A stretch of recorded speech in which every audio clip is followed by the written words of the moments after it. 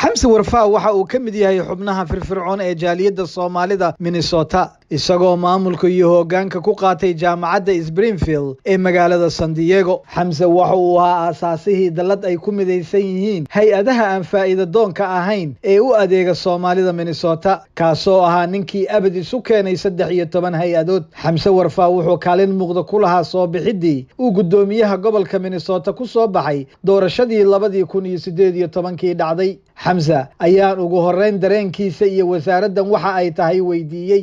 waad mahadsantahay, runtii farxad bay tahay. waxaan rajeynayaa Ilaahay subxaanahu wa tacaala inuu maaragtay hawshan igu guuleeyo anigoo la kaashanaya lana shaqeynaya dadka khusayso dhan ee gobolka Minnesota, dadka ku nool. wasaaraddani waa wasaaradda shaqada iyo ganacsi abuurka ee gobolka Minnesota. waa wasaaradaha ugu muhiimsan gobolka Minnesota ee kamid tahay. dad ilaa 1400 oo qof baa ka shaqeeya. budgetkeedu waa ilaa $1 bilyan. sanadkan 2019 Soomaalida Minnesota waxay nasiib u heleen xilal wax ku ool aysan heli jirin 25 sano ee gobolkan deganaayeen. inkastoo dadaal dheer loo soo maray, tani ma tahay midii xamse iyo jaaliyadda ay ku riyoonayeen.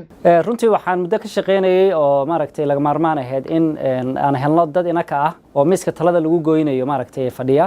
waxaan la soo shaqeynay dawladdan hadda timid maamulka gobernatoraha gudoomiyaha gobolka Tim Walz iyo teamkiisa ka horna runtii xiriir baan la leeyahay dawladihii ka horeeyay. waxaa laga maarmaan in la helo in dad maaragtay dadka matali kara waxay ku nool yihiin garan kara in miiska talada lagu gooynayo iyo hoggaanka gobolka inay qayb ka noqdaan. farxad bay tahay inaan teamka aan kamid ahay. magacaabidda xamse warfaa dadka Minnesota aad ayay u soo dhaweeyeen. gudoomiyaha gobolka Tim Walz bartiisa Twitterka ayuu eraya hambalyo ay soo dhaweyn ugu qoray xamse. cabdiraxmaan ciise kaahin mulkiilaha maqaayadda Afro Deli ayaan weydiiyay waxyaabaha ay dadku isleeyihiin xamse wax uu ka qaban karaa. Minnesota waxa weeyaan gobolada Mareykanka ugu qaniisan haddii ay noqoto kamaniyaasha ugu waaweyn waa meesha ay degan yihiin. marka xamse wuxuu u noqon karaa qof u dooda dadka Soomaalida ee xifradda sare leh sidii ay access ugu heli lahaayeen kamaniyaashaasi inay u shaqeeyaan.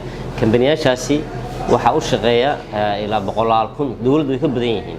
marka sidii loo heli lahaa Soomaali badan ama Muslim badan oo kamaniyaashaasi ku shaqeeya, xamse wax weyn buu ka qaban karaa. kaahin waxa uu sheegay in gobolkani barwaaqo yahay. haddaba dadka Minnesota degan ma ka wada faa'iidaan nacfiga gobolkan? waa kan mar kale xamse warfaa oo inooga jawaaba. laakiin barwaaqada iyo nacfiga gobolku leeyahay isku si loogama faa'iido. dadka qaar waxaa jira maaragtay caqabada runtii hadday yihiin xagga ganacsiga, dadka raba inay business furtaan oo ganacsi abuurtaan, dadka raba inay shaqo helaan. caqabadooyin badan bay la kulmaan, waliba gaar ahaan dadka qaxootiga ku yimid ama Aasiya ka yimid ama maaragtay Afrika ka yimid ama dunida meelaheeda kale. marka waxaa laga maarmaan ah shaqada xafiiskan inay tahay in la yareeyo caqabadahaas ay la kulmaan ganacsatada iyo dadka shaqada raadinayaan shaqada aan helin. magacaabista xamse waxay farxad gooni ah ku abuurtay dhalinyarada, waxayna u noqonaysaa tusaale ay ku hirtaan. waxaa sidaa leh ayaan le Maxamuud Salaad oo wiil dhalinyaro ah oo aan kula kulmay maqaayadda Afro Deli.